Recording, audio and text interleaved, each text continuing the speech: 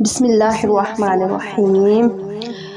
سب سے پہلے ریکویسٹ ہے کہ میرے ساتھ مل کے پڑھیں الصلاۃ والسلام علیک یا رسول اللہ وعلی آلک واصحابک یا حبیب اللہ۔ اب السلام علیکم یوٹیوب فیملی، کیا حال ہے جی؟ امید کرتی ہوں کہ آپ سب ٹھیک ٹھاک ہوں گے۔ اللہ پاک آپ سب کو ٹھیک ٹھاک رکھے، رمضان کے صدقے ہنستا مسکراتا رکھے۔ آج کا واقعہ ہے حضرت داؤد علیہ السلام کس طرح بادشاہ بنے۔ جب طالوت بنی اسرائیل کے بادشاہ بن گئے تو آپ نے بنی اسرائیل کو جہاد کے لیے تیار کیا اور ایک کافر بادشاہ جالوت سے جنگ کرنے کے لیے اپنی فوج کو لے کر میدان جنگ میں نکلے۔ جالوت بہت ہی قد آور اور نہایت ہی طاقتور بادشاہ تھا۔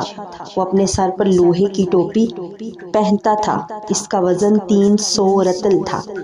جب دونوں فوجیں میدان جنگ میں لڑائی کے لیے صف آرائی کر چکیں تو حضرت طالوت نے اپنے لشکر میں یہ اعلان فرما دیا کہ جو شخص جالوت کو قتل کرے گا میں اپنی شہزادی کا نکاح اس کے ساتھ کروں گا اور اپنی آدھی سلطنت بھی اس کو عطا کروں گا۔ یہ فرمان شاہی سن کر حضرت داؤد علیہ السلام آگے بڑھے اور ابھی بہت ہی کم سن تھے، بیماری سے چہرہ زرد ہو رہا تھا۔ غربت و مفلسی کا یہ عالم تھا کہ بکریاں چرا کر اس کی اجرت سے گزر بسر کرتے تھے۔ روایت ہے کہ جب حضرت داؤد علیہ السلام گھر سے جہاد کے لیے روانہ ہوئے تو راستے میں ایک پتھر یہ بولا کہ اے حضرت داؤد مجھے اٹھا لیجئے کیونکہ میں حضرت موسیٰ علیہ السلام کا پتھر ہوں۔ پھر دوسرے پتھر نے آپ کو پکارا کہ اے حضرت داؤد مجھے اٹھا لیجئے کیونکہ میں حضرت ہارون علیہ السلام کا پتھر ہوں۔ پھر تیسرے نے پکارا کہ اے حضرت داؤد علیہ السلام مجھے اٹھا لیجئے کیونکہ میں جالوت کا قاتل ہوں۔ آپ علیہ السلام نے ان تینوں پتھروں کو اٹھا کر اپنے جھولے میں رکھ لیا۔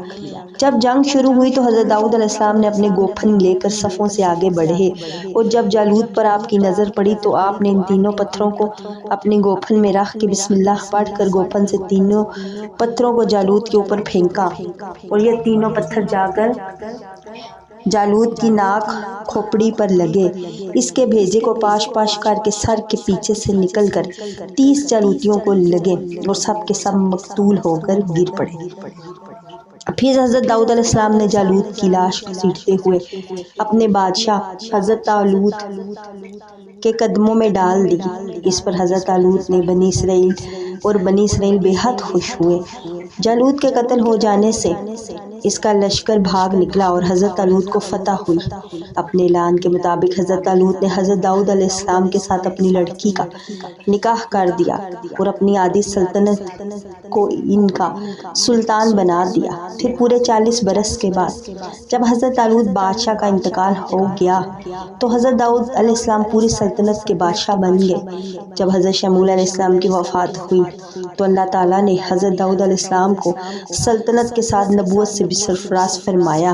آپ سے پہلے سلطنت اور نبوت دونوں اعزاز ایک ساتھ کسی کو نہیں ملے۔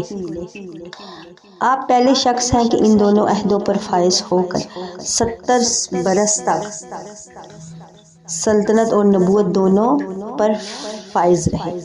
پھر آپ کے بعد آپ کے فرزند حضرت سلیمان علیہ السلام کو بھی اللہ تعالیٰ نے سلطنت اور نبوت دونوں سے سرفراز فرمایا۔ ترجمہ کنز الایمان ہے اور قتل کیا داؤد نے جالوت کو اور اللہ نے اسے سلطنت اور حکمت عطا فرمائی اور جو چاہا سکھا دیا۔ حضرت داؤد علیہ السلام نے باوجود ایک عظیم سلطنت کے بادشاہ تھے مگر ساری عمر وہ اپنے ہاتھ کی دستکاری کی کمائی سے اپنے خورد و نوش کا سامان کرتے رہے۔ اللہ تعالیٰ نے آپ کو یہ معجزہ عطا فرمایا تھا کہ آپ لوہے کو ہاتھ میں لیتے تو وہ موم کی طرح نرم ہو جاتا۔ آپ اس سے زر بنایا کرتے اور ان کو بیچ کر اس کی رقم کو اپنا ذریعہ معاش بناتے تھے۔ اللہ تعالیٰ نے آپ کو پرندوں کی بولی سکھا دی۔ اس سب سے درس ہدایت ہمیں ملتا ہے کہ جب حضرت طالوت کی طرح حضرت داؤد علیہ السلام کی مقدس زندگی سے سبق ملتا ہے کہ اللہ تعالیٰ جب اپنے فضل کرم فرماتا ہے تو ایک لمحے میں رائی پہاڑ اور ذرے کو آفتاب بنا دیتا ہے۔ غور کرو کہ حضرت داؤد علیہ السلام ایک کم سن لڑکے تھے اور خود نہایت ہی مفلس اور ایک غریب باپ کے بیٹے تھے، مگر اچانک اللہ تعالیٰ نے ان کو کتنے عظیم اور بڑے مرتبے پر سرفراز فرما دیا، ان کے سر پر تاج شاہی رکھ کر انہیں بادشاہ بنا دیا، اور ایک بادشاہ کی شہزادی ان کے نکاح میں آئی، پھر نبوت کا مرتبہ بلند انہیں عطا فرما دیا کہ اس سے بڑھ کر انسان کے لیے کوئی بلند مرتبہ ہو ہی نہیں سکتا۔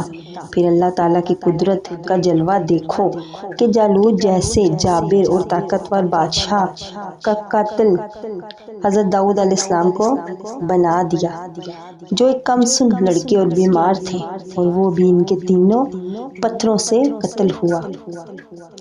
حالانکہ جالوت کے سامنے ان چھوٹے چھوٹے پتھروں کی کیا حقیقت تھی، جبکہ وہ 300 رطل وزن کی فولادی ٹوپی پہنے ہوئے تھا، مگر حقیقت یہ ہے کہ اللہ تعالیٰ اگر چاہے تو ایک چونٹی کو ہاتھی پر غالب کر دے، اور اگر اللہ تعالیٰ چاہے تو ہاتھی ایک چونٹی کا کچھ نہیں بگاڑ سکتا۔ واقعے میں آپ نے پڑھ لیا کہ طالوت یعنی چمڑا پکانے کا پیشہ کرتے تھے یا بکریاں چراتے تھے۔ حضرت داؤد علیہ السلام بھی پہلے بکریاں چراتے تھے، پھر جب اللہ تعالیٰ نے ان کو بادشاہ بنا دیا، نبوت کے شرف سے سرفراز فرما دیا، تو انہوں نے اپنا ذریعہ معاش زرع بنانے کے لیے پیشے کو بنا لیا۔ اس سے معلوم ہوا کہ رزق حلال طلب کرنے کے لیے کوئی پیشہ اختیار کرنا، خواہ وہ بکری ہو یا چرواہا یا لوار یا کپڑا بننے والا، کوئی بھی پیشہ ہو، ہرگز ہرگز ذلیل نہیں ہے۔ نہ ان پیشوں کے ذریعے روزی حاصل کرنے والوں کے لیے کوئی ذلت ہے۔ جو لوگ بینکروں اور دوسرے پیشہ ور کو محض ان کے پیشے کی بنا پر ذلیل حقیر سمجھتے ہیں، وہ انتہائی جہالت اور گمراہی کے گڑھے میں گرے ہوئے ہیں۔ رزق حلال طلب کرنے کے لیے کوئی جائز پیشہ اختیار کرنا، یہ انبیاء، مرسلین اور صالحین کا مقدس طریقہ ہے۔ لہٰذا ہرگز ہرگز پیشہ ور مسلمان کو حقیر ذلیل شمار نہیں کرنا چاہیے، بلکہ حقیقت تو یہ ہے کہ پیشہ ور مسلمان ان لوگوں سے ہزاروں درجے بہتر ہے جو سرکاری نوکریاں اور رشوت اور دھوکہ دہی کے ذریعے رقمیں حاصل کر کے اپنا پیٹ پالتے ہیں اور اپنے شریف ہونے کا دعویٰ کرتے ہیں۔ خالقاً شرعاً اس سے زیادہ کون ذلیل ہوگا جس کی کمائی حلال نہ ہو۔ استغفر اللہ، استغفر اللہ۔ تو پیاری سی وائی ٹی فیملی، آپ کو اگر میری ویڈیو اچھی لگی ہو، واقعہ اچھا لگا ہو تو میرے چینل کو لائک بھی کر دیں، سبسکرائب بھی کر دیں اور شیئر بھی کر دیں۔